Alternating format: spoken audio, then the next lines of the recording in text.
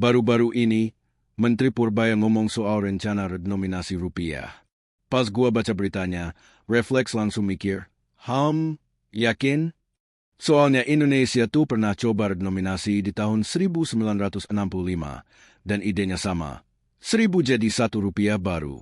Dan waktu itu, jujur aja, gagal total. Kalau kita lihat 100 tahun terakhir, dari sekitar 60-an negara yang pernah ngelakuin redenominasi, yang benar-benar bisa dibilang sukses itu cuma kira-kira 10-20 negara. Ada yang gagal, dan lebih banyak lagi yang efeknya, yang nyaris nggak kerasa apa-apa. Jadi, pertanyaannya, kenapa sekarang? Dan agak misleading juga kalau dibilang ini usulan Purbaya. Karena secara kewenangan, isu redenominasi itu adanya di ranah Bank Indonesia. Purbaya dan kementerian terkait lebih ke sisi regulasi, komunikasi, dan politik kebijakannya.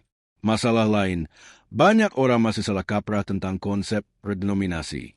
Kebayangkan paniknya kalau tiba-tiba lu bangun tidur, buka mobile banking yang tadinya nunjukin saldo 100 juta rupiah, sekarang tulisannya tinggal 100 ribu rupiah, refleks pasti mikir, loh, kok sisa segini?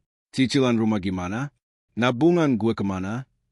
Abis itu lu keluar rumah, beli kopi susu sama roti yang biasanya 30 ribu rupiah, tiba-tiba mas-mas kasih bilang, 30 rupiah aja, Kak?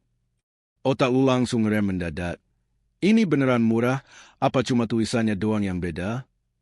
Nah, timing rencana ini yang bikin banyak ekonom juga ngasih warning. Hati-hati, jangan buru-buru. Jangan cuma demi citra politik.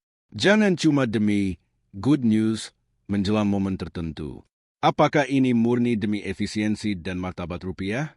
Atau ada motif lain? Gua pribadi, gua setuju sama ide redenominasi. Tapi pertanyaannya, kapan? Karena di proyek beginian, faktor penentu sukses atau gagal itu timing. Fun fact, dulu, waktu rupiah pertama hadir, $1 Amerika 3,8 rupiah. Sekarang, hampir 17.000 rupiah. Jadi wajar kalau banyak yang bilang rupiah kita udah kena inflasi gila-gilaan. Makanya, proyek ini tuh kayak ada tombol merah gede di tengah ruangan. Secara teknis, bisa ditekan kapan aja. Tapi kalau momennya salah, bisa hancur lebur. Sebelum kita bahas kasus sukses dan kasus gagal, dan sebelum ngomongin kita harus ngapain sebagai rakyat biasa, ada satu hal paling penting. Seluruh warga Indonesia harus paham dulu. Chapter 1, apa itu redenominasi? Menurut gua pribadi, bobot terbesar proyek ini bukan di teknis akuntansi atau IT, tapi di psikologis masyarakat dan psikologis investor asing. Karena dulu, di 1965, salah satu alasan kenapa kita gagal total adalah sosialisasinya berantakan. Banyak orang bingung, ini gua pakai uang lama apa uang baru? Nilainya gimana? Ini harga beneran naik, apa cuma ganti baju? Sampai akhirnya, di era Soeharto, proyek ini dibatalin total. Balik lagi ke rupiah lama, karena ekonomi juga belum stabil. Nah, di sini banyak orang sering ketukar antara redenominasi, Sanering, sering dulu disebut gunting Syafruddin. Sanering itu pemotongan nilai uang. Ini yang wajar bikin orang kaget dan marah. Contoh, tabungan lu yang tadinya 1 juta rupiah, tiba-tiba jadi 100 ribu rupiah dan harga barang gak ikut turun. Daya beli lu beneran berkurang. Sedangkan redenominasi beda. Secara konsep, nilai uangnya sama. Cuma 0 di belakangnya dikurangin. Misal, gaji 5 juta rupiah jadi 5 ribu rupiah, rupiah baru. Harga bakso 20 ribu rupiah jadi 20 rupiah, rupiah baru. Secara daya beli, harusnya sama. Fun fact, di Indonesia dulu, Sanering dan redenominasi pernah terjadi berdekatan di era 1960-an. Pertama, Sanering dulu karena inflasi gila-gilaan, baru kemudian redenominasi dicoba. Makanya banyak orang trauma dan nganggep dua hal ini sama, padahal beda jauh. Terus, kalau nilainya sama, buat apa sih kita ngelakuin redenominasi? Secara sederhana, ada 3 tujuan utama. 1. Efisiensi aktivitas ekonomi, praktis. Pernah nggak lu mau bayar sewa kos 1.750.000 rupiah, tapi salah ketik jadi 17.500.000 rupiah? Atau waktu isi top up wallet, nolnya kepencet kebanyakan? Buka laporan keuangan, Excel, atau aplikasi akuntansi, ngelihat angka no berderet kayak mie instan itu bikin kepala puyeng. Di kasir, di toko, di sistem IT, di server database, semua lebih simpel kalau no-nya lebih dikit. Anak IT mungkin senyum. Lumayan, stories dan tampilan UI bisa lebih rapi. 2. Branding mata uang, martabat rupiah. Dulu $1 Amerika, 3,8 rupiah. Sekarang hampir 17.000 rupiah. Mata uang dengan no banyak itu sering dipersepsikan inflatif dan lemah. Buat kita orang Indonesia, mungkin udah kebiasaan. Ya emang segitu kursnya, biasa aja. Tapi buat orang asing, gua tuker $1 kok jadi 16-17 ribu? Ini mata uang stabil nggak? Ekonominya sehat nggak? Jadi ada aspek psikologis dan citra. Gimana bikin rupiah kelihatan lebih normal, lebih dewasa, dan lebih dipercaya. 3. Terus, kepercayaan. Kalau efisiensi naik, rupiah kelihatan lebih waras. Dan negara berhasil nunjukin kalau ini bagian dari perjalanan keluar dari masa inflasi tinggi, maka kepercayaan publik bisa naik.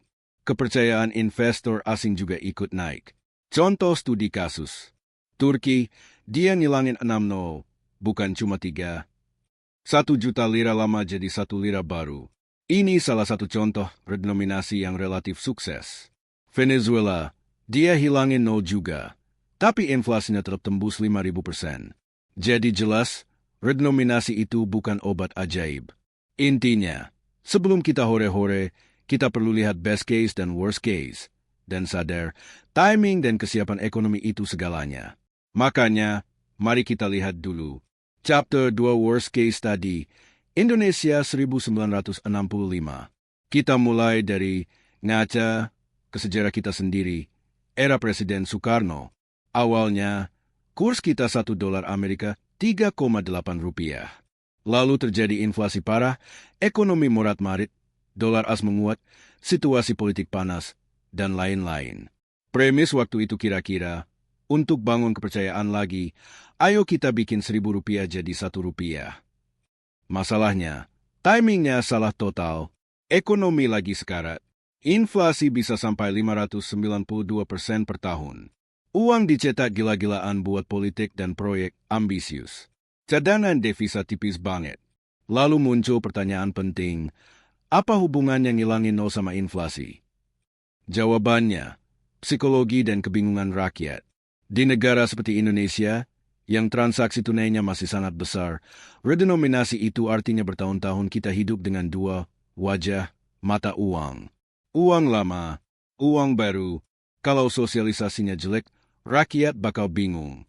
Ini 100.000 rupiah yang mana? Yang lama atau yang baru? Gua lagi untung atau dirugiin? Dulu, bahkan banyak toko nolak uang baru karena dianggap lebih rendah. Chaos psikologis ini bikin orang hilang kepercayaan dan ujung-ujungnya inflasi bisa meledak lagi. Waktu itu sampai 1.500%. Bukan cuma karena digorok dari atas, tapi karena rakyat sendiri enggan pakai uang yang bikin mereka nggak ngerti. Akhirnya, pas Soeharto naik, proyek redenominasi itu dibatalkan. Fokus dulu ke kebijakan moneter dan stabilitas. Woke tetok dulu, baru mikir rebranding mata uang. Benang merahnya, kalau redenominasi dilakukan karena panik atau cuma pengen reset angka doang pas ekonomi masih amburadul, hasilnya bisa berbahaya banget. Chapter 3 Best Case Study, Turki 2005. Sekarang, kita lihat versi sukses, Turki. Kalau Indonesia dulu coba redenominasi karena posisi kepepet dan panik, Turki justru hapus 6 karena mereka percaya diri. Bayangin, 1 juta lira lama jadi 1 lira baru. Itu ekstrim banget. Timeline kasarnya gini, tahun 90-an, inflasi mereka gila, 70-100 per tahun. Mulai 2001, mereka reformasi besar-besaran. Stop cetak uang sembarangan. Bersihin defisit, perkuat ekspor, disiplin fiskal dan moneter. Intinya, produknya dibenerin dulu, baru bungkusnya diganti.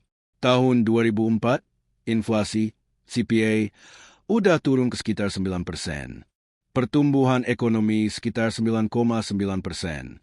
Pas mereka kuat dan stabil, baru mereka berani ngomong soal redenominasi. Tanggal 1 Januari 2005, muncullah New Turkish Lira.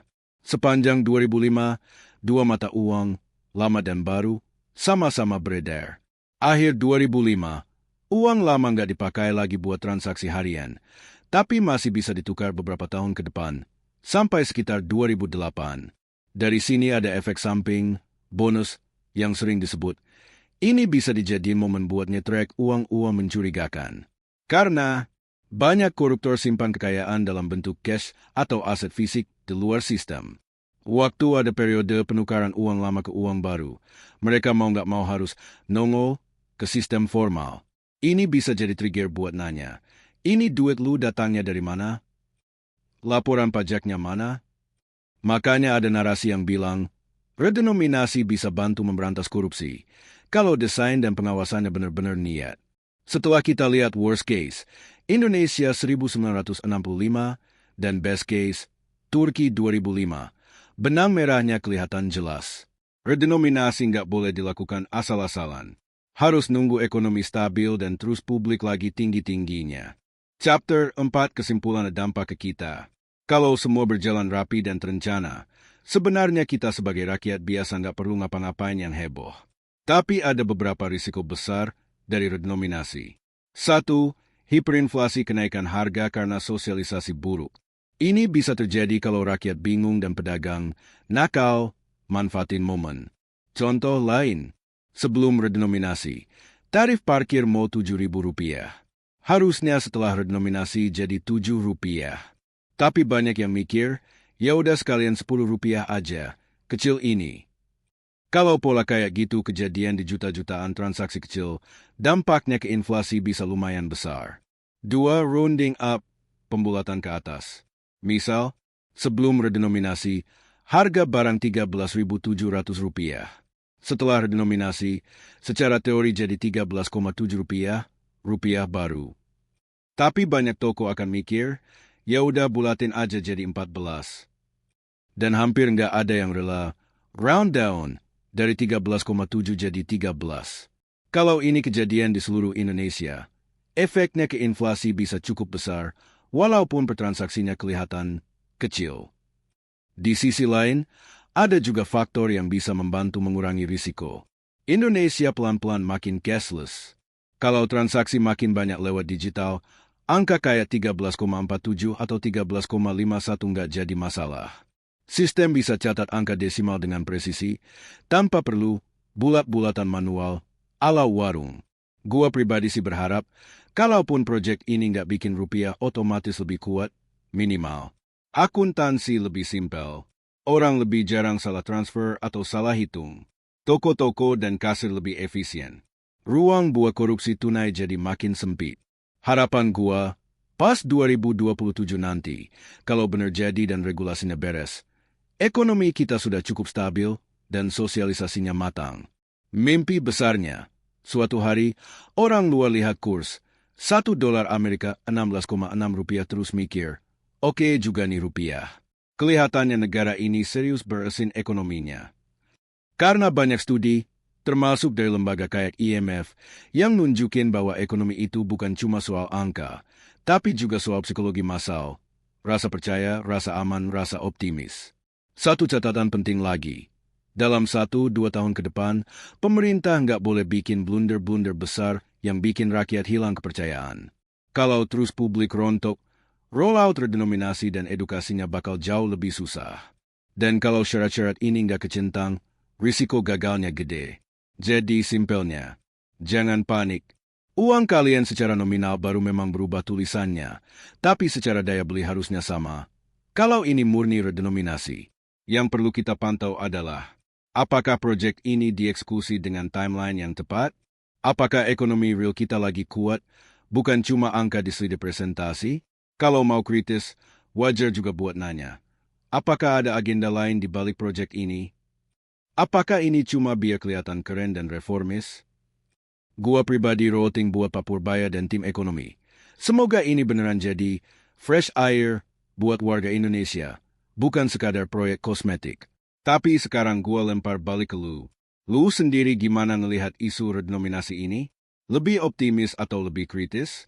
Karena Jujur aja, resikonya beneran ada kalau salah eksekusi.